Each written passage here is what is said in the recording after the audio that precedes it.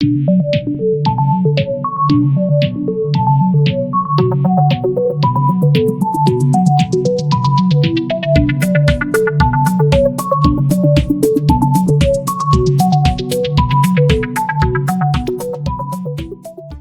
sur ce qui a été dit dimanche dernier. Je crois qu'il y a des vidéos et puis vous avez certainement pris des notes. Je retoucherai 2-3 points. Mais le Saint-Esprit est un sujet important de l'Église. Plus que les bénédictions, plus que la prospérité, voilà, plus que tout ce que nous pouvons recevoir de Dieu. Le Saint-Esprit, c'est le don le plus précieux de Christ à l'Église. Et s'il nous était donné le choix de choisir entre les bénédictions et le Saint-Esprit, la meilleure des bénédictions, c'est la personne du Saint-Esprit. Donc c'est important de connaître qui il est. C'est important de parler de lui dans l'Église parce que nul ne peut dire qu'il le connaît parfaitement bien.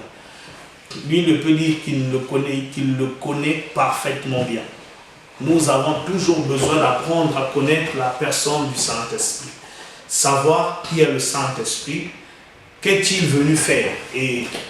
Mais bien plus que les informations, une connaissance informative ou informationnelle, nous parlons du Saint-Esprit dans l'objectif, et la Bible en parle dans ce sens-là, dans l'objectif de nous faire comprendre que nous avons besoin de sa communion. Ce qui nous est bénéfique dans la marche sur terre avec Dieu, c'est la communion de l'Esprit. Dimanche dernier, nous avons vu que la communion de l'Esprit n'est plus ni moins qu'en résumé un approvisionnement abondant de l'Esprit. Quand il y a communion du Saint-Esprit, nous recevons avec abondance de la part du Saint-Esprit des choses que Dieu nous a données en Christ. La Bible dit que nous avons tout pleinement en Christ. Nous avons tout pleinement en Christ. Mais c'est en Christ, dans les lieux célestes. Et la façon, le moyen par lequel nous, ces bénédictions, ces dons divins, nous parviennent dans notre réalité terrestre, c'est par la communion du Saint-Esprit. Donc, on a dit la dernière fois que l'un des enjeux majeurs de la marche chrétienne, et ça doit être inscrit dans notre cœur, et je prie que le Saint-Esprit inscrive cela, cette vérité dans nos cœurs, sur l'enjeu majeur de la foi chrétienne. L'enjeu majeur de la foi chrétienne, c'est la communion avec le Saint-Esprit. Une communion permanente. Lorsque nous sommes en permanence connectés au Saint-Esprit, en communion du Saint-Esprit ou avec le Saint-Esprit, il nous communique tout ce qui nous est nécessaire pour courir la course, pour achever la course. Pas pour commencer et échouer en cours de route, mais courir jusqu'à l'achèvement de la course. C'est la précieuse communion du Saint-Esprit. Quand les temps difficiles viennent, c'est la précieuse communion du Saint-Esprit qui nous fait tenir. Nous avons lu un passage dimanche dernier de Philippiens 1, verset 19, où nous avons trouvé l'expression approvisionnement abondant qui dans la plupart des versions est plutôt écrite assistance, mais qui dans la version de la Bible de l'Europe, vous trouverez dans cette version, c'est dans cette version qu'on parle de communion, d'approvisionnement abondant. Quand l'apôtre Paul fait référence à cet approvisionnement abondant en sa faveur, il est en prison. Donc pour montrer que même dans les temps difficiles, ce qui nous fait tenir, c'est la communion du Saint-Esprit. C'est pourquoi il faut en parler, il faut la découvrir, il faut la connaître. Et en tout temps. Et nous avons vu que ce qui fait même, j'avais parlé un peu des anges, je vais revenir là-dessus parce que je vais corriger juste une petite phrase que je n'ai pas très bien dite. Je m'en suis rendu compte quand j'ai relu après. Disons que comment dire, les anges nous sont favorables aujourd'hui, sont en mouvement autour de nous. Parce que, en fait, le Saint-Esprit est là.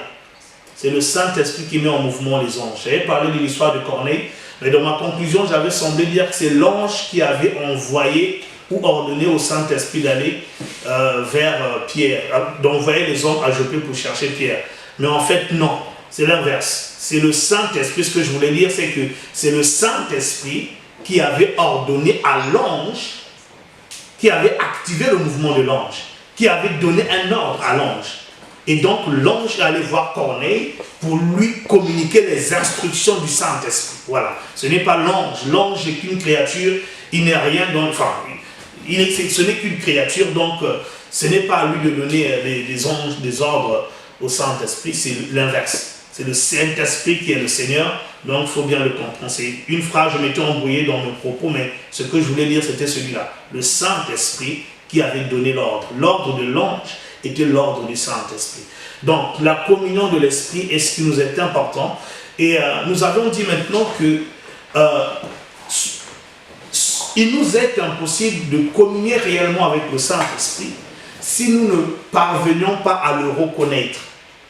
Le reconnaître a plusieurs explications. Il y a une explication que le pasteur avait donnée, comprendre qu'il est Dieu et toutes ces choses. Mais celle que j'ai,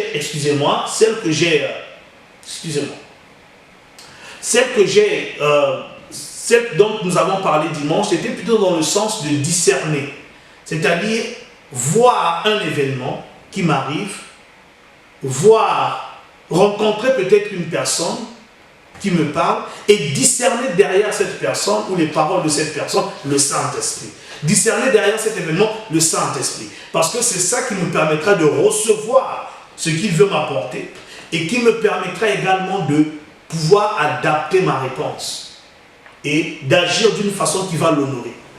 Mais si je n'arrive pas à discerner que dans tel événement, c'est le Saint-Esprit qui a parlé, souvent, ce qui se passera, c'est que je ne vais pas répondre comme il faut. Et je vais peut-être l'attrister ou le frustrer. Parce que je n'aurai pas discerné sa présence et l'ordre qu'il voulait me donner. Donc, c'est important de discerner. Et pour discerner, on avait aussi dit que Dieu, quand il vient dans l'homme, auprès des hommes, on a vu que Dieu se présente. D'abord, Dieu a une forme dans son essence divine. Dieu a une forme et quand il vient vers l'homme, il emprunte des formes. Il emprunte des formes qui peuvent différer. Il emprunte des formes. On a vu qu'en Égypte, enfin dans le désert, avec le peuple d'Israël, Dieu s'est manifesté à Israël en empruntant la forme d'une nuée, ou la journée, ou le jour, et d'une colonne de feu la nuit. Et la Bible précise que c'est ainsi qu'il se manifestait à Israël. Alors cette manifestation, ce n'était pas juste pour... Donc c'était déjà pour que Israël sache que Dieu était avec eux, quand Dieu était là ou pas là. Et deuxièmement, ce sont ces éléments qui leur permettaient de comprendre l'ordre de Dieu. Par exemple, quand Dieu voulait qu'il repose pendant quelque temps à un endroit donné, la colonne de feu s'arrêtait. Et il comprenait que Dieu veut qu'on puisse s'arrêter ici. Et puis, quand la colonne se levait, il comprenait que Dieu dit, c'est le moment de se mettre en chemin. Donc, il y avait cette forme-là. Et puis, quand il est venu pour le salut des hommes, pour se révéler aux hommes en son Fils, il a emprunté la forme d'un homme. Dieu n'est pas un homme. La Bible dit, il n'est pas un homme pour se repentir, le Fils de l'homme. Il n'est pas un homme pour mentir, ni le Fils de l'homme pour se repentir. Mais il a pris la peau du Fils de l'homme pour venir auprès des hommes et se manifester auprès des hommes. Mais encore fallait-il le reconnaître. Et là, on voit aussi, il y en a qui l'avaient reconnu, comme, si je ne me trompe pas, voilà, Philippe qui dira à Nathanaël, nous avons trouvé le Messie. Donc, dans cet homme de Nazareth, fils de Marie, ils avaient discerné le Messie. Par contre, d'autres n'ont pas discerné que c'était le Messie. Donc, Dieu emprunte des formes et c'est à nous de reconnaître dans cette forme, c'est lui, dans cette forme, ce n'est pas lui. On voit aussi, quand il vient maintenant sous la forme du Saint-Esprit, il a emprunté des formes. D'abord, quand le Saint-Esprit vient authentifier la présence du Seigneur Jésus, quand il veut de dire à Adam, plutôt à Jean le Baptiste, selon l'ordre qui lui avait été donné, le signe qui lui avait été donné par Dieu, comment reconnaître Jésus? Quand le Saint-Esprit vient, la Bible précise qu'il avait emprunté la forme, une forme qui appartenait à la colombe. Donc, comment Jean a-t-il discerné que le Saint-Esprit est en train de désigner Jésus?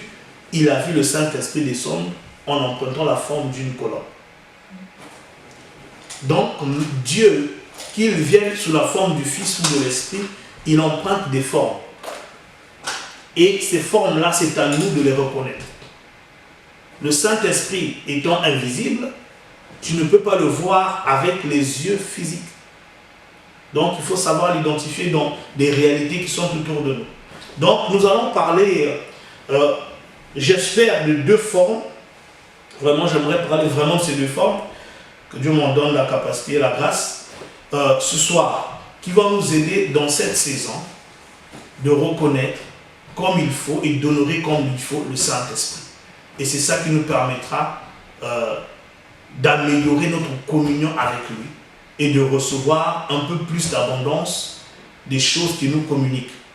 Donc, la première forme sous laquelle le Saint-Esprit est présent aujourd'hui sur la terre, auprès des hommes, est une forme que nous connaissons, mais quelquefois nous méprisons ou nous négligeons, mais sans nous en rendre compte. Quelle est cette forme? C'est la Bible, la parole écrite. La première forme sous laquelle le Saint-Esprit est présent sur la terre, c'est la Bible, la parole écrite. Et c'est une forme permanente. Ça veut dire que si tu veux parler au Saint-Esprit, le moyen le plus simple que tu as et que j'ai, c'est d'ouvrir la Bible. Mais très souvent, on va le voir quand je vais développer, je crois que nous nous reconnaîtrons chacun à son endroit, que nous n'en sommes pas toujours conscients. Et nous ne le reconnaissons pas toujours derrière la Bible. Comment? Dans notre façon, dans notre rapport avec la Bible. Le Saint-Esprit, la première forme sous laquelle le Saint-Esprit est présent sur la terre de façon permanente, c'est, nous pouvons considérer la Bible autant que le Saint-Esprit fait chair. De même que Jésus de Nazareth était la parole faite chair, l'homme Jésus était la parole faite chair, la Bible peut être considérée comme le Saint-Esprit fait chair. Alors, pourquoi je dis toutes ces choses? Il y a une chose qu'il faut d'abord comprendre. Quand tu vas pour communier envers un homme,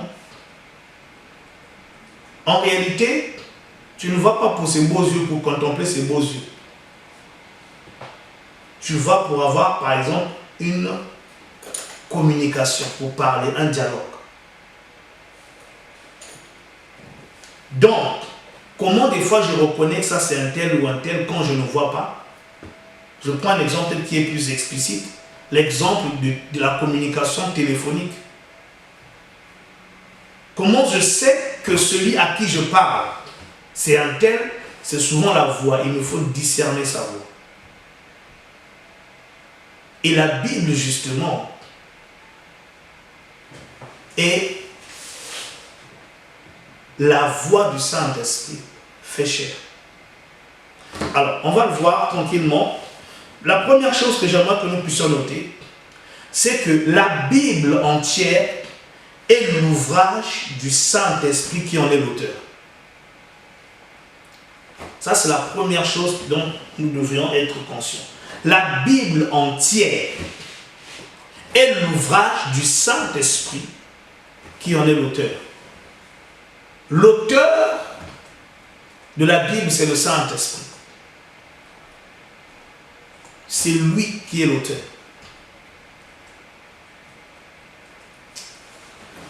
Nous allons lire deux textes pour commencer.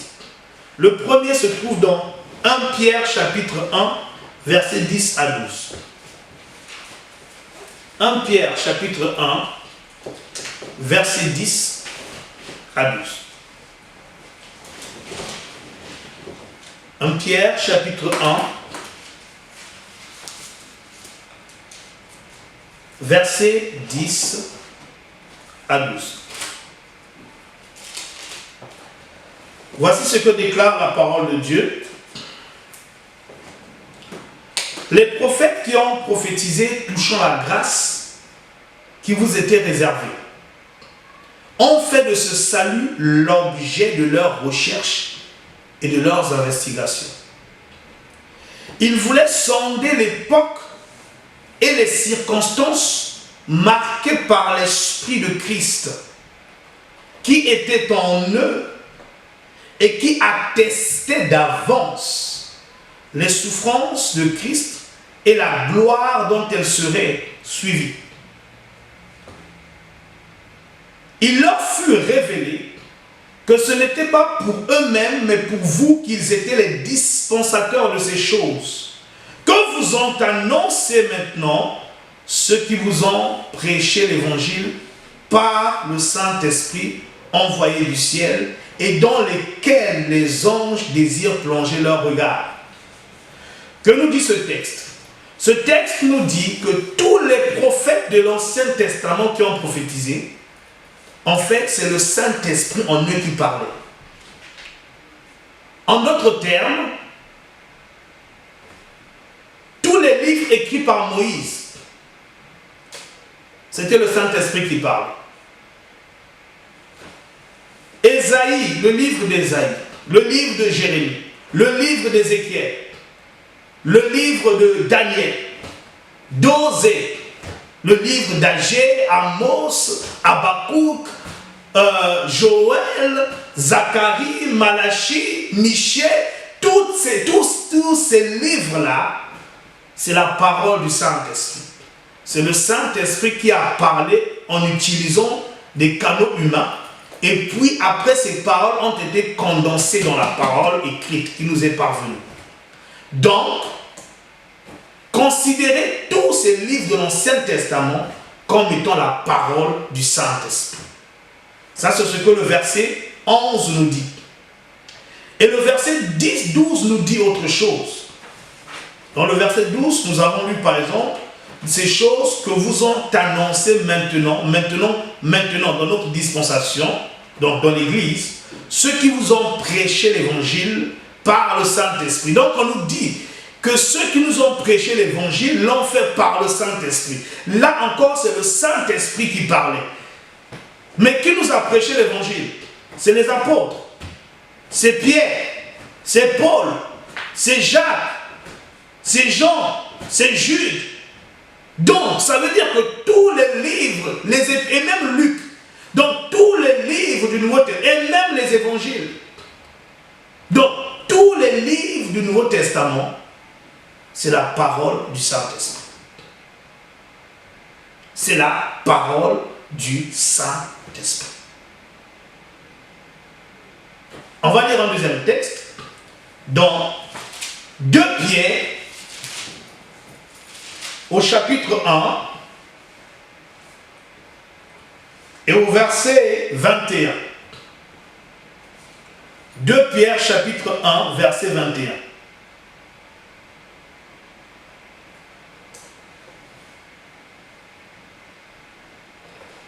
Donc, dans le premier, on a dit, c'est lui qui a poussé, c'est lui qui parlait en eux. 2 Pierre chapitre 1 verset 21, voilà ce que dit la Bible. Car ce n'est pas par une volonté d'homme qu'une prophétie a jamais été apportée, mais c'est poussé par le Saint-Esprit que des hommes ont parlé de la part de Dieu. Donc on dit ici, c'est poussé par le Saint-Esprit que les hommes ont parlé de la part de Dieu. Donc tous les hommes qui ont parlé en réalité, ils n'ont pas parlé d'eux-mêmes. Ils ne se sont pas levés et puis dire, on va écrire un livre. Et on va l'appeler Ésaïe. Et puis raconter des histoires aux gens. Non. La Bible dit, c'est le Saint-Esprit qui leur a dit d'écrire ces choses. De parler ces choses qui ont été consignées dans ce corpus que nous appelons la Bible. Et ce qu'ils ont dit, on l'a vu dans 1 Pierre 10, 1 Pierre 1, 10 à 12, ne venez pas d'eux non plus. Venez du Saint-Esprit. Donc l'auteur de la Bible, c'est le Saint-Esprit. La Bible est l'ensemble des paroles données par le Saint-Esprit aux hommes. En d'autres termes, quand tu reconnais la Bible comme étant la parole du Saint-Esprit, tu reconnais le Saint-Esprit. Ça veut dire quoi? Ça veut dire que celui qui écoute et pratique la parole de Dieu, écoute le Saint-Esprit et obéit au Saint-Esprit. Et de cette façon, il honore le Saint-Esprit. Donc, ce n'est pas toujours dans l'expression Saint-Esprit à gauche, Saint-Esprit à droite, Saint-Esprit... Non. Ça ne servirait à rien. Ce n'est pas mauvais. Mais ça ne sert à rien de dire à longueur de journée Saint-Esprit, Saint-Esprit, si nous ne considérons pas que la Bible est la parole suffisante du Saint-Esprit. Si nous croyons qu'en dehors de la Bible, il y a autre chose, nous n'honorons pas le Saint-Esprit. Alors, quelle implication? La première implication, c'est lorsque nous avons besoin d'entendre le Saint-Esprit. Quand nous avons besoin d'entendre le Saint-Esprit, que faisons-nous souvent? Nous fermons la Bible et nous prions. Ce n'est pas mauvais. Mais une fois que nous avons fini de prier, la Bible reste fermée, mais nous attendons que le Saint-Esprit nous parle. Mais il faut savoir ceci. Le Saint-Esprit parle. Quand le Saint-Esprit parle, il parle la parole de Dieu. Il parle des Écritures. Il ne faut pas croire que le Saint-Esprit te dira quelque chose d'autre qui n'est pas dans les Écritures. Donc, une fois que tu as prié le Saint-Esprit, la réaction normale doit être « j'ouvre la Bible maintenant pour écouter ». Parce que nous avons vu, c'est la parole du Saint-Esprit. Nous allons aller lire les textes, ne vous inquiétez pas. Mais j'aimerais vous dire ceci, juste un avertissement. Pourquoi Dieu a fait ainsi? Pourquoi le Saint-Esprit a ramené sa parole, l'a consignée dans les Écritures et nous a dit pour notre temps, prenez la parole de Dieu? Parce que ce n'est pas parce que tu entends une voix ou que tu as une pensée que c'est forcément le Saint-Esprit. Ce n'est pas parce que tu as une apparition d'ange que c'est forcément le Saint-Esprit. Nous savons qu'il y a beaucoup de fausses doctrines qui sont nées, ou beaucoup de religions ou de dénominations sont nées des visites angéliques, mais dont le message n'est pas conforme aux Écritures. Donc, quelque part, c'était pour nous protéger.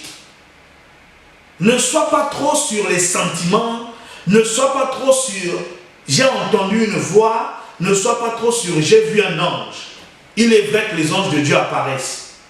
Ou ne sois pas trop que j'ai eu une apparition du Seigneur Jésus-Christ. Non. Tout ce que tu reçois d'une manière surnaturelle, quel que soit comment cela vient, doit venir des Écritures.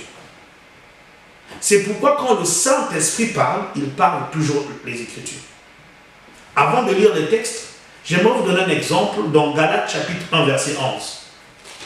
Prenez l'avertissement au sérieux. Surtout dans ce temps où nous avons les réseaux sociaux où chacun se fait enseignant de la parole, prédicateur, apôtre sur les réseaux sociaux. Faites attention. Je sais que nous écoutons beaucoup de choses, ce n'est pas mauvais, mais nous devons être capables de discerner. Parce que quand nous écoutons ces choses, le pasteur n'est pas là. Donc nous devons être capables de discerner. Ce n'est pas parce que quelqu'un parle avec éloquence, quelqu'un fait des miracles, quelqu'un manifeste, parle des expériences surnaturelles qu'il aurait eues. Rappelez-vous ceci, quand le Saint-Esprit parle, il parle la parole. Même si c'est une révélation du Seigneur Jésus lui-même, c'est la parole. Regardez, dans Galates chapitre 1 verset 11, Voici ce que la Bible déclare.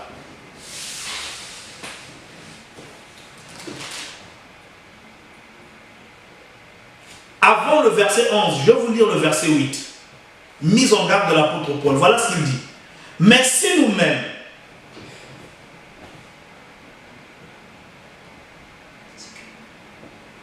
si un ange, donc, ça peut être un homme, ça peut être un ange, du ciel, vous entendez? On n'a pas dit un démon, on a dit un ange, même un ange venant du ciel. Annoncez un évangile ou vous annonce un évangile qui s'écarte de celui que nous vous avons prêché, qu'il soit anathème, c'est-à-dire maudit. Donc, même si c'est un homme qui vient à vous, même si c'est un ange venu du ciel, il ne peut pas vous dire autre chose que ce que nous vous avons annoncé par le Saint-Esprit, qui a été consigné dans les Écritures. Comment avons-nous reçu ce message? Au verset 11, il dit ceci. Je vous déclare, frères, que l'évangile qui a été annoncé par moi n'est pas de l'homme. Il dit, l'évangile que je vous ai annoncé n'est pas de l'homme. Car je ne l'ai ni reçu ni appris d'un homme. Il dit, mais par une révélation de Jésus-Christ. Donc il dit, je ne me suis pas assis aux pieds des 12 apôtres, de Pierre, Jacques, Jean et tout cela qui étaient dans le ministère avant moi, appelés avant moi, pour apprendre l'évangile. Il dit, c'est une révélation personnelle du Seigneur Jésus-Christ. Le Seigneur Jésus-Christ s'est révélé à moi personnellement. Il m'a révélé des choses. Mais je peux dire effectivement, Paul, mais qu'est-ce qui nous prouve que cette révélation, même si tu as eu une expérience surnaturelle, Jésus le Seigneur t'est apparu, mais qu'est-ce qui prouve que c'était lui? Amen. Qu'est-ce qui prouve que c'était lui? Et l'apôtre Paul nous répond d'une certaine manière dans 1 Corinthiens au chapitre 15. On lira juste les versets 3 et 4. 1 Corinthiens au chapitre 15, versets 3 et 4. Il dit ceci. Je vous ai enseigné. Donc ça c'est l'évangile. Au premier verset il dit, je vous rappelle frère l'évangile que je vous ai annoncé. Donc rappelez-vous, au Galates il a dit, je vous ai annoncé l'évangile que j'ai reçu du Seigneur Jésus-Christ. Et ici il rappelle cet évangile. Maintenant au verset 3, voilà ce qu'il dit. Je vous ai enseigné avant tout comme je l'avais reçu. Il l'avait reçu de qui? Nous l'avons vu, il l'a reçu de Christ, du Seigneur Jésus-Christ glorifié lui-même. Ah! Mais qu'est-ce qui prouve que c'était le Seigneur Jésus, Paul? Puisque tu nous dis, ça doit être conforme. Qu'est-ce qui nous prouve que c'était? Il dit que je vous ai enseigné avant tout, comme je l'avais aussi reçu, que Christ est mort pour nos péchés. Mais il ne s'arrête pas là. Il dit, selon les Écritures. Donc, ça veut dire que quand Jésus-Christ est apparu à Paul pour lui enseigner l'évangile, il ne s'est pas contenté de dire, va leur dire que je suis mort pour eux. Il a dit à Paul, ouvre Ésaïe 53. Tu vois Ésaïe 53 là? Oui, ça annonçait ma mort pour vos péchés. Qui a reconnu le bras de l'Éternel? C'est là-bas, tu vois, c'est écrit ici. Il a été blessé pour nos péchés, brisé pour nos iniquités. Tu vois, Paul, c'est écrit ici. C'est ça que tu dois leur annoncer. Paul a pesé. Je vous ai enseigné, et verset 4, il a été enseveli et il est ressuscité le 3e jour, selon les Écritures. Donc, que ce soit la mort, que ce soit la résurrection, c'était selon les Écritures. Donc, quand Paul annonce l'évangile, quand il dit que le Seigneur Jésus m'est apparu, Jésus ne lui est pas apparu pour lui annoncer des choses qui n'étaient pas écrites. Vous voyez? C'est Jésus-Christ glorifié, qui est dans la gloire, qui a apporté d'une façon surnaturelle et souveraine l'évangile à Paul.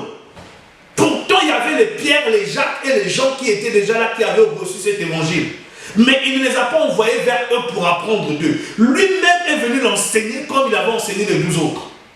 Ou les 11 autres. Il est venu les enseigner, l'enseigner lui-même.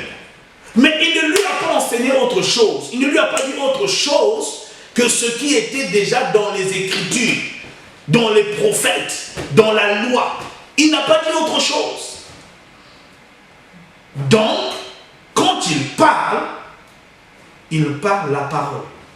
Et le Saint-Esprit, aujourd'hui, qui nous parle, agit de même. Quand le Saint-Esprit parle, tu entends une voix. Mais qui te dit que c'est le Saint-Esprit? Dans 1 Jean chapitre 4, je crois les 3 premiers versets, vous irez lire à la maison. 1 Jean chapitre 4, les 3 premiers versets, on dit ceci: n'ajoutez pas foi à tout esprit. Donc ne croyez pas à tout esprit. Vous pouvez entendre des choses que les esprits vous racontent. Mais ne croyez pas tout ce que vous entendez. Oh, j'ai entendu une voix me dire, c'est bien dit, mais ne croyez pas à tout. Donc tout cela, il dit, à ceci, il dit, reconnaissez, ou à ceci, reconnaissez l'Esprit du Seigneur. Ça veut dire qu'il n'est pas évident toujours dans tout ce que l'on perçoit comme information de savoir que c'est le Saint-Esprit. L'erreur que nous faisons souvent, c'est que dès que j'entends une voix, dès que j'ai une pensée, c'est le Saint-Esprit. Non, il dit non. Puisque tu ne le vois pas, qui te dit que c'est le Saint-Esprit? La seule preuve, il dit, à ceci vous reconnaîtrez. Donc, il donne un critère pour reconnaître. C'est le Saint-Esprit.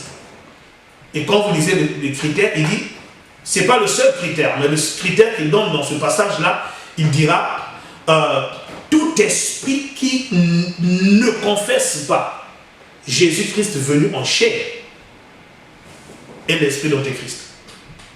Donc, en d'autres termes, si tu entends un esprit te parler, mais qu'il contredit l'humanité de Jésus, ce n'est pas le Saint-Esprit. Vous voyez? Donc, et l'humanité de Jésus, c'est quoi? C'est encore les Écritures. Tout est écrit dans les Écritures. Donc, même ça, on nous renvoie encore aux Écritures. C'est la doctrine de base. Donc, le Saint-Esprit, même quand il parle quoi? La parole de Dieu. Il parle quoi? Les Écritures, ce qui est écrit. Hébreux chapitre 3, versets 7 à 11. Hébreux chapitre 3, versets 7 à 11.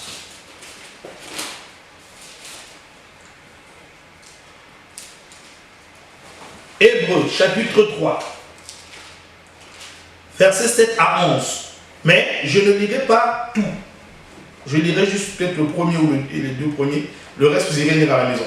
Hébreux chapitre 3, versets 7 à 11. Regarde, dans Hébreux chapitre 3, verset 7, voilà ce qui est écrit.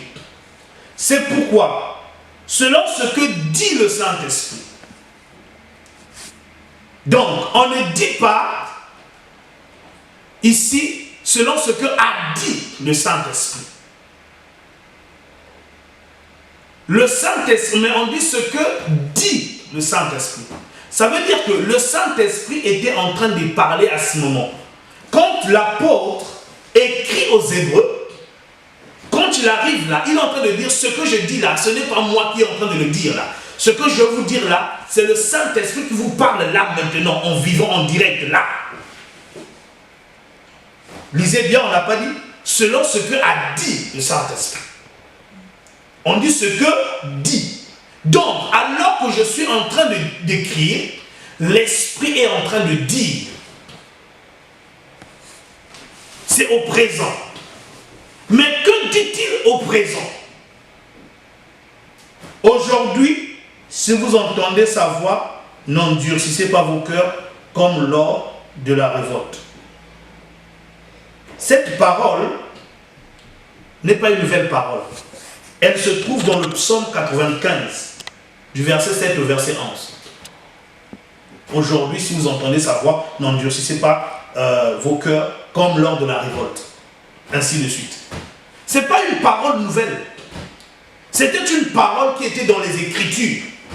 Dans le psaume 95, à partir du verset 7 au verset 11. Et bien d'autres textes que je ne vais pas lire. Donc, le Saint-Esprit était en train de parler aux Hébreux dans le présent, mais quand il parle, que dit-il? Quelque chose qu'il a dit il y a des siècles et des siècles.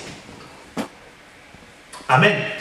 Donc, quand le Saint-Esprit parle, même au présent, il va prendre les Écritures et puis il nous les ramène. Il dit, tiens.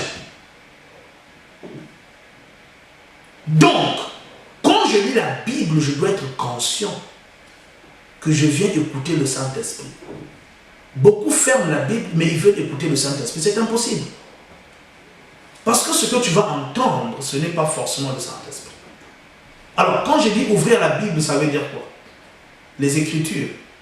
Tu peux ne pas physiquement ouvrir, mais il va prendre quelque chose qui est dans la Bible que tu connais, un verset par exemple que tu connais, il va te la ramener. Mais pour avoir les versets là, comment tu fais? Il faut ouvrir la Bible et lire la Bible.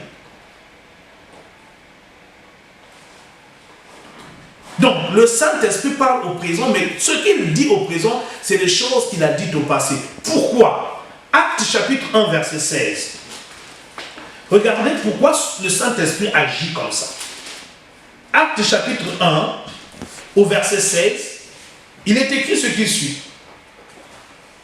Hommes frères, il fallait que s'accomplisse, écoutez, ce que le Saint-Esprit, dans l'Écriture, vous voyez, le Saint-Esprit ou dans l'Écriture a annoncé. Donc le Saint-Esprit, quand il parle les Écritures. Tout ce que le Saint-Esprit a à dire, il l'a mis dans l'Écriture.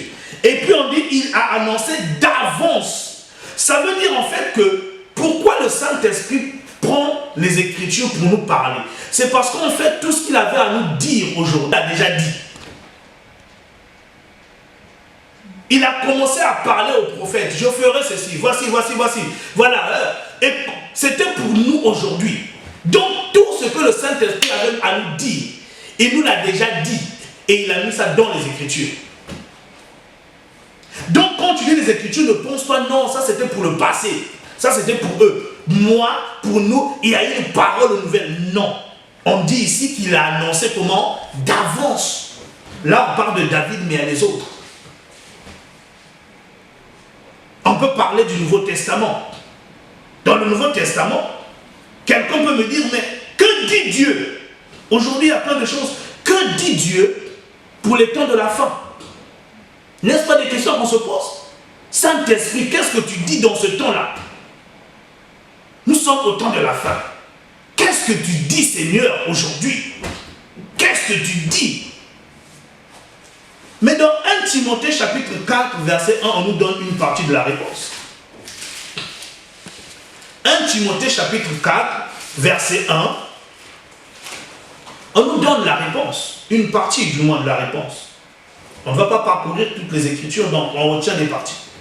On dit, mais l'Esprit dit expressement, donc on n'a pas dit l'Esprit a dit, on dit l'Esprit dit. Donc chaque fois que tu lis 1 Timothée 4, dis-toi que c'est maintenant que l'Esprit est en train de parler. Que dit-il? Que dans les derniers temps, mais quel temps? Les nôtres. Vous voyez? Donc il y a 2000 ans, l'Esprit Saint a déjà parlé sur ce qui nous concerne nous aujourd'hui. Parce que c'est des choses qu'il annonce à l'avance. Vous voyez? Après, il y a la suite. Donc si tu veux savoir qu'est-ce que l'Esprit a dit pour notre temps aujourd'hui, l'un des passages qui te répond, c'est le passage de 1 Corinthiens chapitre 4. Et tu peux lire toutes ces choses et tu sauras ce que l'Esprit est en train de dire. Mais si toi tu fermes la parole et tu attends que non, il y ait une révélation, non. Même quand il te révélera, il va te ramener à ce qui a été écrit. Et ce sera pour toi juste une confirmation. Vous voyez, l'Esprit parle les Écritures. Ça veut dire quoi? Ça veut dire que quand tu veux écouter le Saint-Esprit, quand tu veux recevoir, parce qu'on avait dit la dernière fois, la communion ce n'est pas parler, mais c'est plutôt recevoir de lui. Quand tu veux recevoir de lui des paroles, même la force ou bien même être rempli de l'amour du Père. Bien aimé, même l'assurance de ton salut, parce que des fois l'assurance part. Mais comment le Saint-Esprit ramène ces choses-là? C'est quand il te fait lire l'Écriture et il vivifie en toi une parole de l'Écriture. Donc, quand tu veux écouter le Saint-Esprit, bien-aimé, apprends à ouvrir ta Bible. Et il y a des gens, la dernière fois qu'ils ont ouvert la Bible, personnellement, on ne sait pas quand. Si tu ouvres la Bible une fois par semaine, tu es en train de dire au Saint-Esprit, parle-moi une fois par semaine. Si tu ouvres ou médites la Bible une fois par semaine, tu es en train de dire au Saint-Esprit, parle-moi une fois par semaine. Si tu n'ouvres la Bible que par exemple pendant le temps de culte comme là, tu es en train de dire au Saint-Esprit, parle-moi seulement à l'église. Mais sauf que dans tes situations, l'église n'est pas là. La prédication du pasteur, à moins qu'il y ait une rediffusion ou bien un audio, mais le pasteur n'est pas là pour te parler. Dieu veut nous parler en permanence. Il veut nous parler le matin, le midi, le soir, en permanence. Donc, en attendant d'arriver au culte, pour ce qu'il a à me dire au travers des serviteurs de Dieu, le matin quand je me lève, moi-même je dois méditer la parole. Je dois avoir mes regards plongés dans les Écritures. Et m'attendant à entendre l'Esprit me dire quelque chose. Ça, c'est la première chose. Il ne faut pas que la Bible devienne un vestige. Normalement, bon, c'est pas normalement, c'est selon l'utilisation. Mais tu ne peux pas avoir la même Bible pendant 10 ans. C'est pas normal. Ça veut dire que tu ne l'utilises pas. Ça veut dire que tu ne l'utilises pas. Donc, si c'est difficile pour toi, tu dois demander la grâce. La grâce. Seigneur, la grâce de méditer ta parole en permanence. De ne pas seulement être dépendant des enseignements. De ne pas être consommateur. Je dois avoir la capacité par moi-même d'ouvrir la Bible et puis dire, Saint-Esprit, parle-moi. Et j'ouvre la Bible pour t'écouter. Si tu veux écouter le Saint-Esprit, que dois-tu faire? Ouvrir ta Bible. Si tu as besoin d'être guidé, si tu as besoin d'être guidé par le Saint-Esprit, apprends à ouvrir ta Bible. Nous voyons David qui a fait les exploits. David est entré dans sa destinée. David, la Bible dit de David, après avoir accompli les desseins de Dieu dans sa génération. Donc, s'il y a quelqu'un qui dans sa vie a accompli tout ce que Dieu l'avait envoyé faire sur la terre, c'est David. Mais vous savez comment David a été sur ce chemin, il ne s'est pas écarté du chemin du Seigneur. Psaume 116, verset 5. Écoutons ce que David dit. David n'a pas conçu la relation avec le Seigneur comme nous concevons, je ferme les yeux et puis le Seigneur se débrouille. Non. Psaume 116, verset, c'est 119, il me semble. Attendez, je vais vérifier.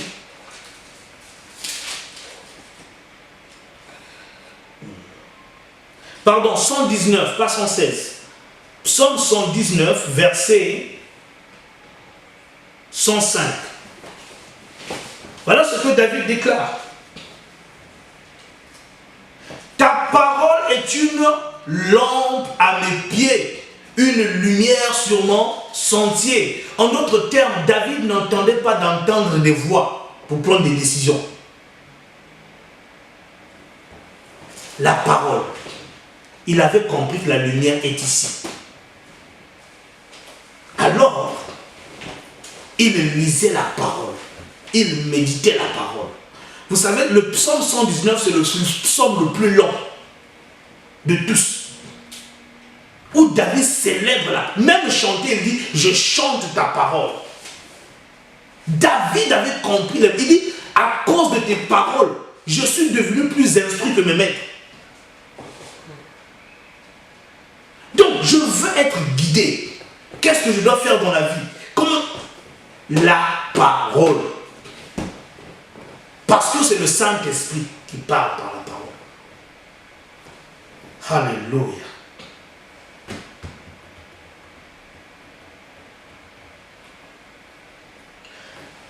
devons avoir quelques attitudes.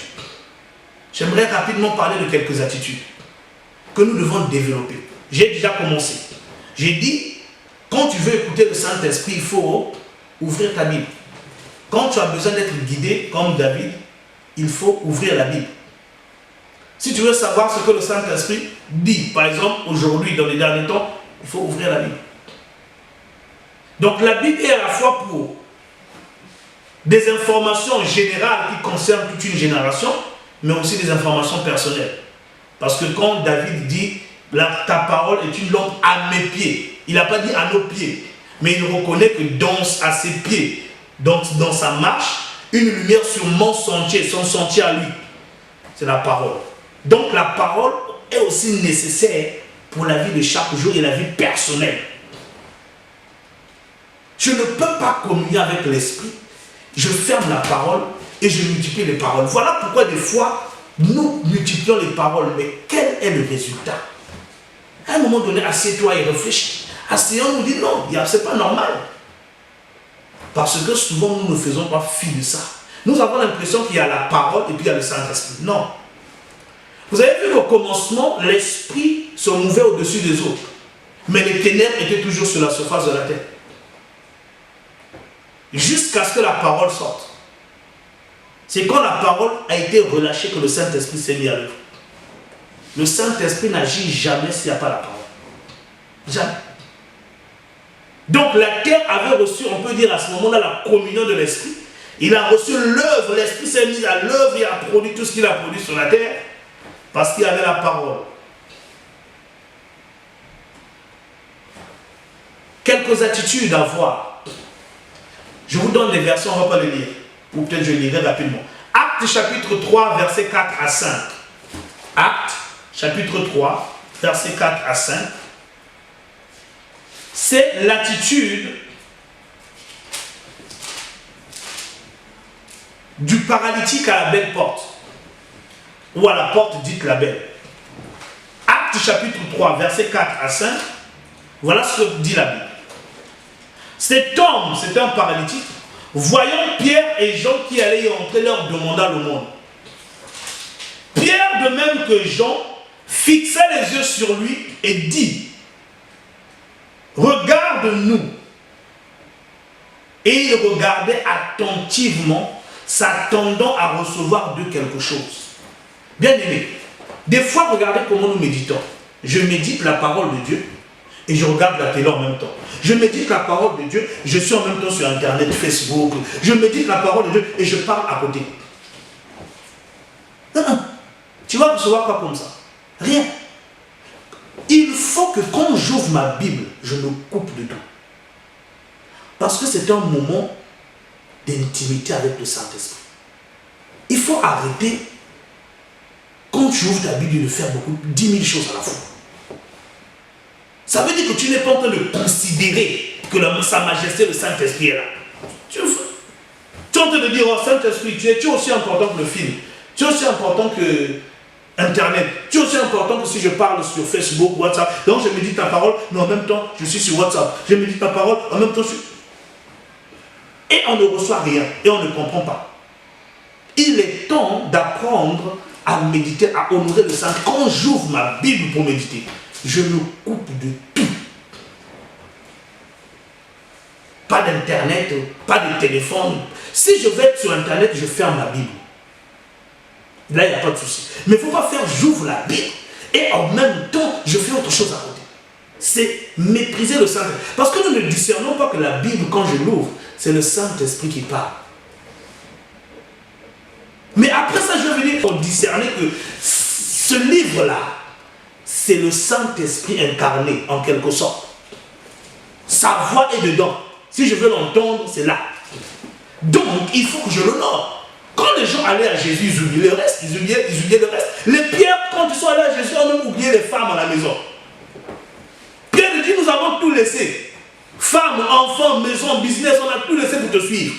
Qu'est-ce que Jésus a dit? Je dispose en votre faveur par le royaume. Donc, quand nous allons au Saint-Esprit au travers des Écritures, oublions tout le reste. S'il y a des enfants, Moi, quand je médite, mes enfants, je médite. Et ils savent. Quand tu vois que papa médite, ils sont dehors. À force de dire, ils apprennent. Ne fais, tu dis, c'est un temps avec les enfants, c'est un temps avec mon mari, c'est un temps. Là, il n'y a pas de problème, mais laisse la Bible. Mais dès lors que tu dis, je veux méditer, bien aimé, apprends à te discipliner. Apprends à considérer l'instant. À considérer la présence de Sa Majesté, le Saint-Esprit. Sinon, tu ne vas pas recevoir. Par la grâce de Dieu, vous savez, sur les choses que nous vous prêchons, c'est des choses, des fois,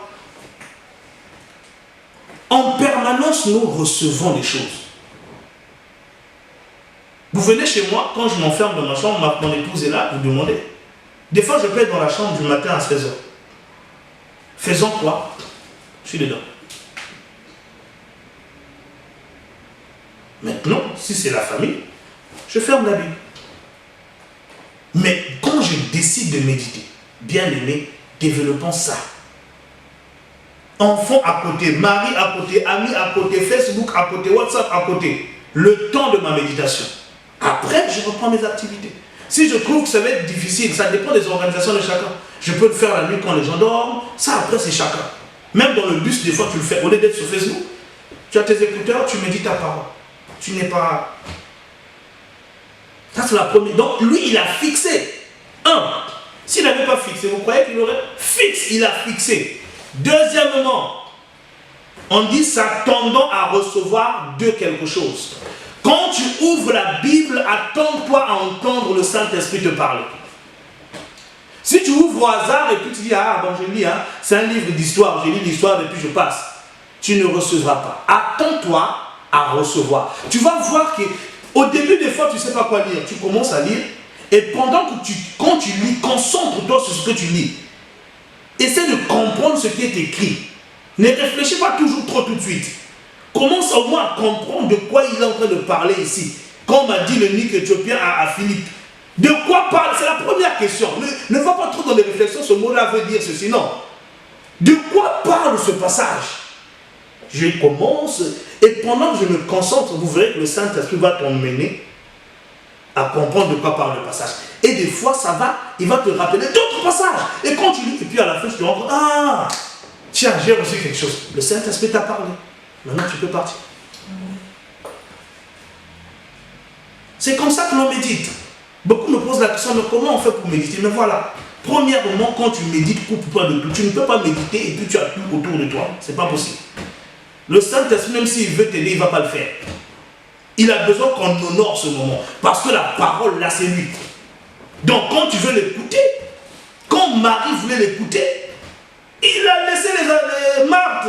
Marthe n'a pas compris. Et elle a commencé. Marie, non. Là, c'est le moment d'écouter. C'est la bonne part. Donc, les activités de côté. Je viens d'abord m'asseoir. Et quand on aura fini, je reprends les activités.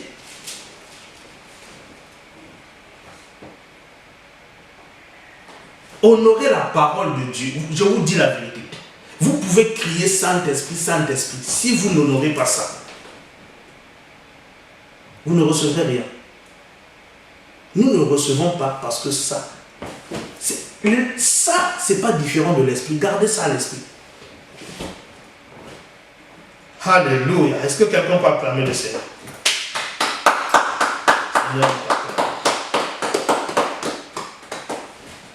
Jésus a dit, il vous enseignera toutes choses.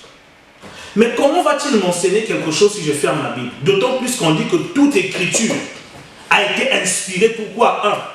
Enseigner. Donc, le moyen de l'enseignement que le Saint-Esprit qui a écrit la Bible a donné pour nous enseigner, c'est la parole, les Écritures. Mais moi, je ferme les Écritures. Mais comment vais-je être enseigné? Jésus a dit, quand il reviendra, il vous rappellera toutes choses. Mais d'où est-ce qu'il nous a rappelé? Qu'est-ce que Jésus a dit? C'est dans les 4 évangiles. Bon, moi, je ne lis pas les 4 évangiles, donc je ne lis pas les Écritures. Comment vais-je, le Saint-Esprit va me... Parce que rappeler, ça veut dire quoi? Je le sais, et puis à un moment donné, on fait remonter en moi ce que je sais déjà. Voilà pourquoi Pierre, quand il va chez Corneille, et il reçoit le Saint-Esprit, commence à parler en langue, Pierre dira ceci, et je me souviens de ce que le Seigneur nous avait dit, moi je vous baptiserai du Saint-Esprit. Donc à cet instant, le Saint-Esprit a rappelé à Pierre une parole qu'il avait entendue du Seigneur.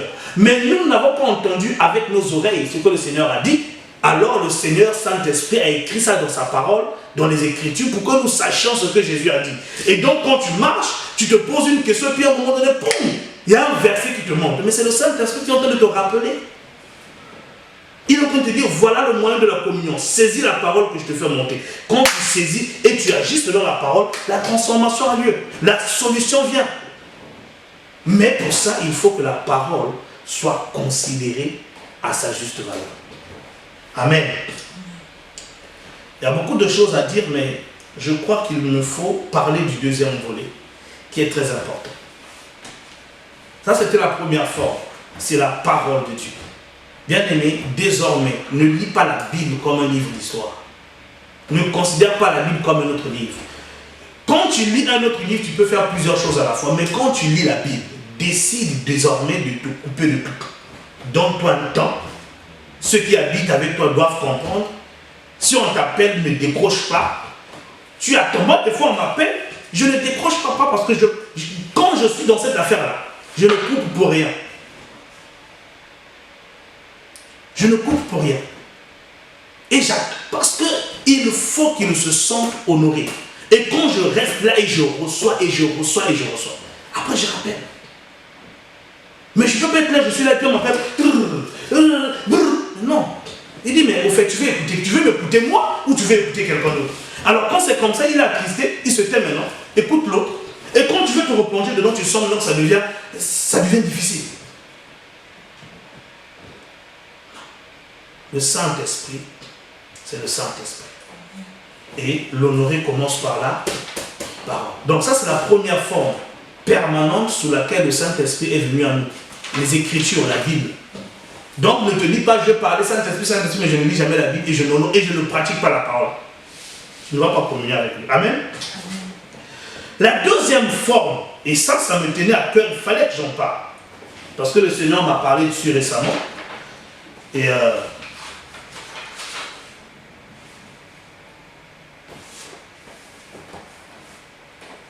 la deuxième forme sous laquelle le Saint-Esprit vient à nous, ce sont les autorités qu'il a établies sur nous. Beaucoup méprisent les autorités, mais veulent la communion avec le Saint-Esprit. Alors, quand je parle d'autorité, je vais peut-être commencer par là. Je parle, bien sûr, ce sont les autorités qui sont sur nous. Et quand je parle d'autorité, premièrement, il y a certes les autorités dans l'église ecclésiastique. Ça peut être les pasteurs, ça peut être des responsables de département, tout ça sont des autorités. Mais ça ne s'arrête pas là. Souvent, ça va aussi aux autorités civiles. Les autorités civiles. Les autorités civiles, les présidents, tout ça. Vous verrez que souvent, non, peut-être pas souvent, mais en tout cas très souvent, moi je le vois. Nous qui sommes chrétiens, nous sommes souvent très légers envers les autorités civiles. Nous parlons souvent mal des présidents.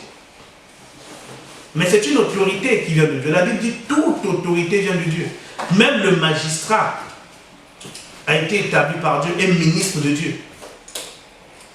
Qu'il soit païen ou chrétien, toute autorité vient de Dieu. Et donc, nous n'avons pas le droit de mal parler des autorités.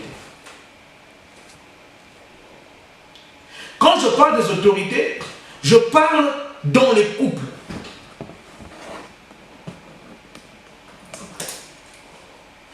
Il y a souvent, on entend ça souvent, que il y a des femmes, bon, ce soit en Afrique que j'ai vu ça, mais je pense que ça doit exister. Il y a des femmes qui, au pasteur, ils respectent, mais l'époux, ils ne respectent pas. Et il croit qu'il est agréable ou elle est agréable à Dieu.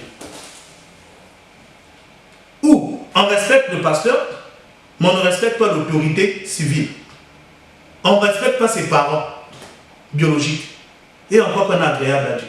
Alors qu'il a dit, honore qui? Ton père et ta mère. pas ton pasteur. Ça ne veut pas dire qu'il ne faut pas honorer ton pasteur parce que ton pasteur est un père spirituel. Mais ce texte-là s'applique d'abord au père biologique. Donc, il faut aussi honorer les parents. Donc, tout ce que tu reconnais autorité sur toi, tu dois apprendre à l'honorer. Quand tu ne le fais pas, tu n'es pas agréable au Saint-Esprit. Tu n'as pas la communion. Alors, je vais vous expliquer en quoi ces autorités-là sentent une forme que l'Esprit prend pour venir à nous. Et puis, on lira quelques passages avant de clôturer.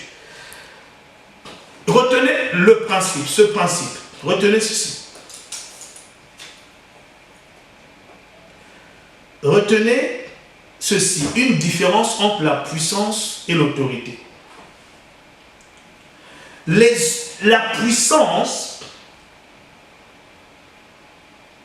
ou les œuvres d'une personne, je vais parler des œuvres d'une personne, représentent ou incarnent la puissance de la personne. Les œuvres d'une personne incarnent la puissance de la personne, révèlent la puissance de la personne. Ça, c'est la première chose. Mais l'autorité représente la personne elle-même. Les œuvres, c'est la puissance. Voilà pourquoi si vous lisez la Bible, vous voyez les miracles de Jésus, les miracles. Mais en grec, miracle, c'est dynamis, c'est la puissance. Les œuvres incarnent la puissance. Mais l'autorité représente la puissance, mais l'autorité représente la personne elle-même. Ça veut dire que si tu touches aux œuvres, tu touches à la puissance. Mais si tu touches à une autorité établie par une personne, tu touches à la personne elle-même.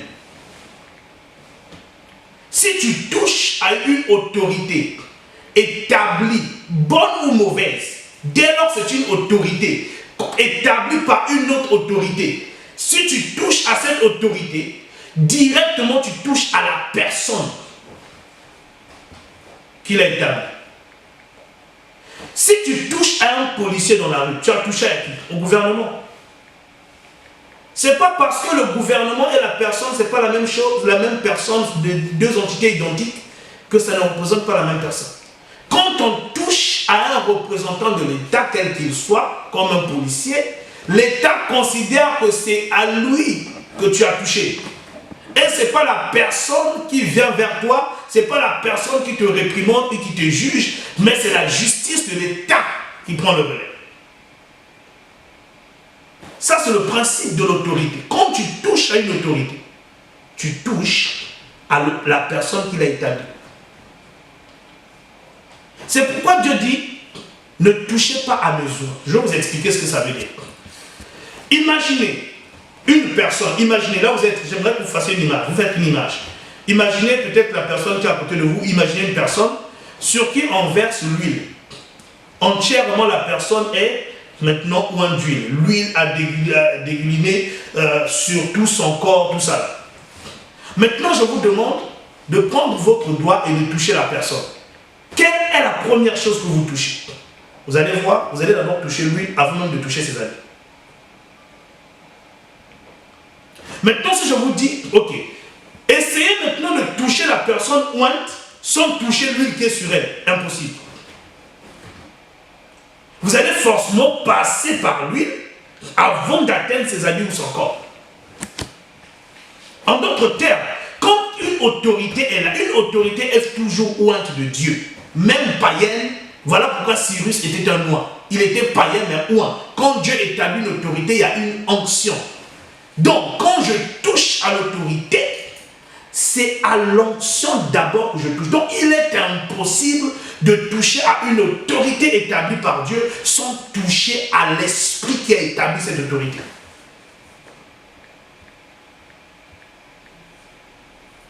Et des fois, nous ne reconnaissons pas le Saint-Esprit justement dans nos autorités. Dans le secret, je dis Saint-Esprit, mais l'autorité qui est à côté de moi, quel que soit le niveau, je ne l'honore pas. Et je crois être en communion avec le Saint-Esprit. D'où je vous ai dit dimanche, la communion avec le Saint-Esprit n'est pas de l'ordre privé, du privé. Ce n'est pas juste entre moi et le Saint-Esprit. Non. Parce que le Saint-Esprit vient à nous et communier avec nous au travers de toutes les réalités, la Bible et les hommes, notamment les autorités. Donc, chaque fois que je touche à une autorité, je touche au Saint-Esprit.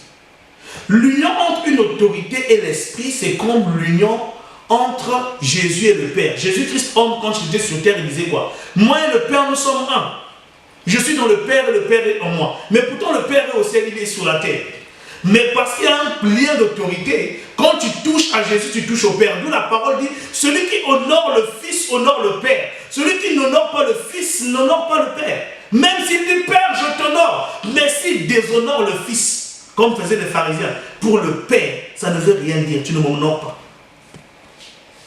Donc quand je touche à une autorité établie par Dieu, je touche au Saint-Esprit. Pourquoi? Parce qu'en fait, pour nous, aujourd'hui, c'est le Saint-Esprit qui établit les autorités. Il y a plusieurs textes qu'on peut lire, mais on ne va pas tous les lire. Mais je vais plutôt aller directement vous montrer 2-3, puisque le temps s'en va, on est presque terminé. Et j'aimerais qu'on lise 2-3 textes pour vous le montrer dans la Bible, que quand on touche à une autorité, on touche à la personne qui a établi l'autorité. On va voir dans l'Ancien Testament comme dans le Nouveau. On commence dans le Nouveau Testament. Actes chapitre 15, versets 1 à 10. Mais on ne lira pas tous les textes, tous les chapitres, toute la partie. Notez-le et puis je vais vous dire les versets qu'on va lire. Actes chapitre 5. Actes chapitre 5, versets 1 à 10.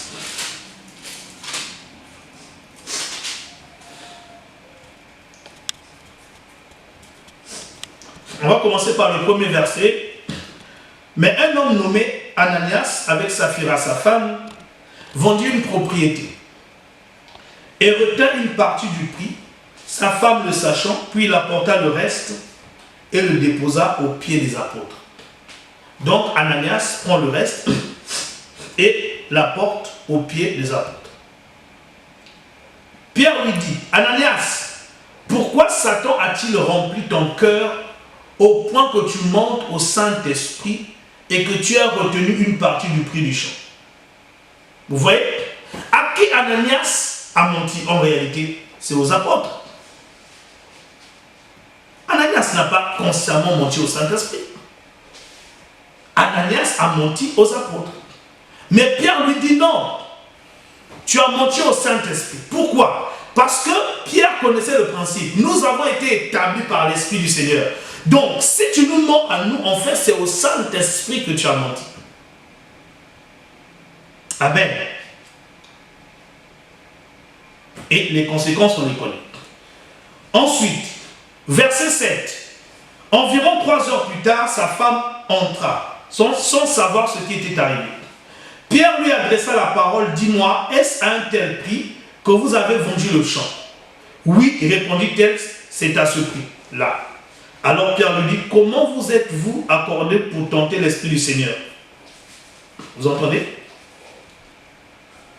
Donc il dit ici, il donne d'abord la possibilité à la femme de dire la vérité. La femme ment à qui? À Pierre.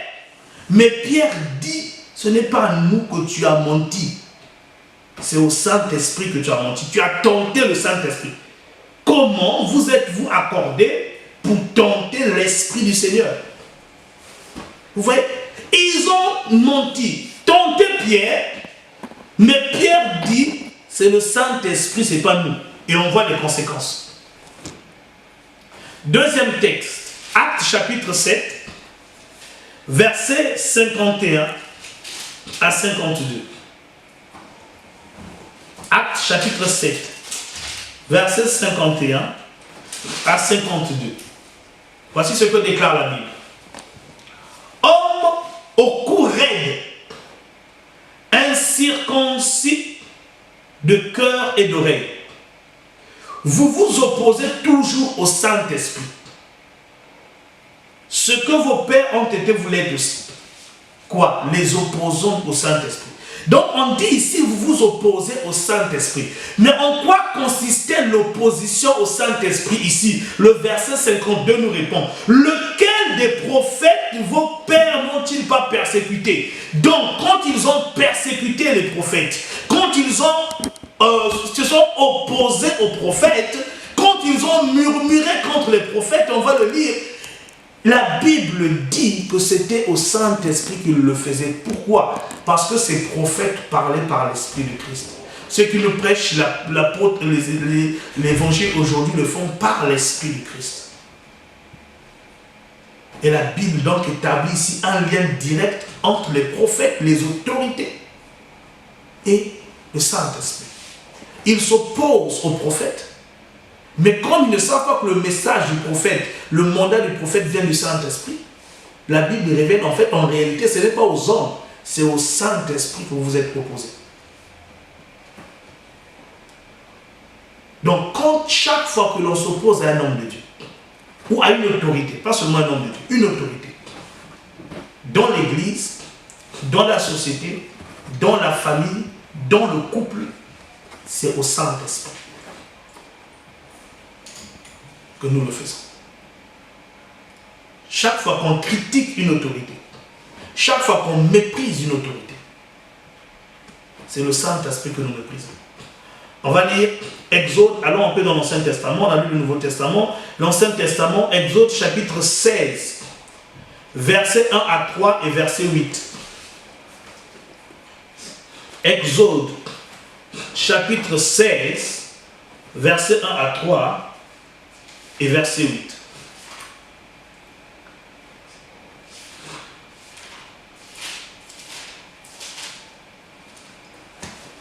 Voici ce que déclare la Bible. Toute l'assemblée des enfants d'Israël partit d'Élim et ils arrivèrent au désert de Sin, qui est entre Élim et Sinaï, le 15e jour du 2e mois, après leur sortie du pays d'Égypte.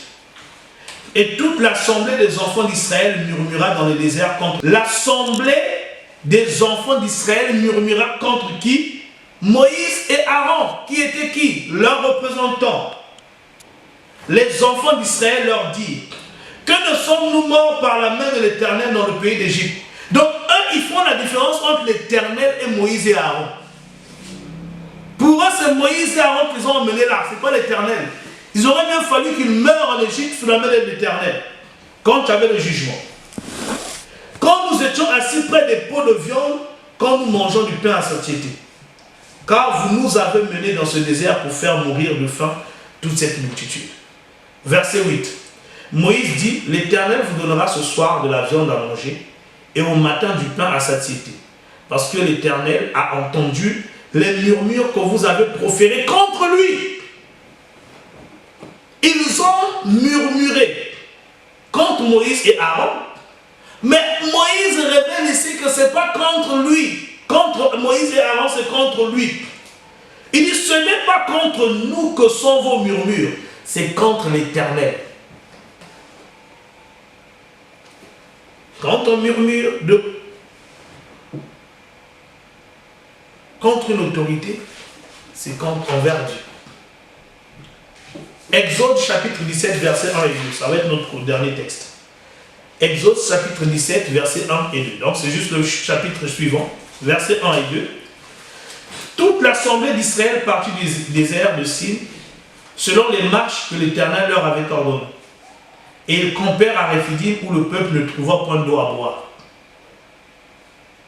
Alors le peuple chercha querelle à Moïse. Ils dirent: donnez-nous de l'eau à boire. Moïse leur répondit: pourquoi me cherchez-vous querelle? Pourquoi tentez-vous l'Éternel? Donc quand on querelle une autorité, on cherche querelle à une autorité, c'est à Dieu. Était-ce la faute de Moïse s'il n'avait pas d'eau? Moïse n'avait fait qu'obéir à Dieu. Donc quand une autorité vous emmène quelque part et ce n'est pas là où vous devriez être, vous emmène quelque part où il n'y a peut-être pas à manger, il n'y a peut-être pas des choses bonnes pour vous, la première réaction, ce n'est pas de se murmurer, de se plaindre, de quereller l'autorité, c'est de prier, dire: Dieu, c'est toi qui as mis cette autorité sur moi, dans le but de prendre soin de moi, ou dans le but de prendre soin de nous. Ça ne sert à rien de quereller l'autorité, de murmurer contre l'autorité, de s'opposer à l'autorité. Parce que chaque fois que nous le faisons au Saint-Esprit. Et voilà pourquoi des fois il y a beaucoup de bénédictions, il y a beaucoup de choses qui ne marchent pas dans nos vies. Parce qu'on n'a pas discerné dans les autorités le Saint-Esprit. On n'a pas discerné dans l'autorité ecclésiastique le Saint-Esprit. Même si c'est un homme, on a oublié que c'est par le Saint-Esprit qu'il est là. Et qu'il représente Christ. Ou même le Saint-Esprit. Parce que c'est le Saint-Esprit qui envoie. Mettez-moi Paul et Barnabas, ou Barnabas et Paul, pour l'œuvre à laquelle je les ai appelés. Jésus de Nazareth envoyait les disciples. Aujourd'hui, le Saint-Esprit envoie les disciples. Barnabas et Paul partirent, envoyés par le Saint-Esprit partir. Chaque fois que Dieu établit sur vous, personne d'entre nous ne choisit l'autorité. Si Dieu voulait que nous soyons l'autorité, nous serions l'autorité, quel que soit le niveau. Si Dieu voulait que je sois le président de la République, que tu sois le président de la République, tu le serais. Mais si Dieu n'a pas permis, c'est que c'est lui qui a permis que celui-là soit. Si Dieu voulait que je sois le mari ou le mari, tu le serais. Mais Dieu n'a pas permis, afin que ce soit l'autre le mari. Si Dieu voulait que tu sois papa dans cette maison ou maman dans cette maison, tu le serais. Mais Dieu n'a pas permis, ça veut dire que la volonté, c'est que ce soit eux qui le soient. Si Dieu voulait que tu sois pasteur, tu le serais. Mais parce que Dieu n'a pas permis et il a mis quelqu'un d'autre, reconnais que c'est le Saint-Esprit qui l'a mis là. Si Dieu voulait que tu sois responsable du département, tu le serais. Si Dieu voulait que tu sois une autorité dans le pays, tu le serais. Si tu ne l'es pas, si je ne le suis pas, Dieu, ça veut dire que ce n'est pas la volonté de Dieu. C'est la volonté de Dieu que, du moins pour aujourd'hui, que celui qui est là soit là. Alors, je dois reconnaître dans cette autorité-là l'esprit qu'il a envoyé. Si je méprise l'esprit, si je m'oppose à l'esprit, je m'oppose à l'autorité. Si je m'oppose à l'autorité que Dieu a établie sur moi, je m'oppose à l'esprit qu'il a établi. Et l'esprit me résistera. Ou l'esprit sera attristé. Et quand il est attristé, la communion est brisée.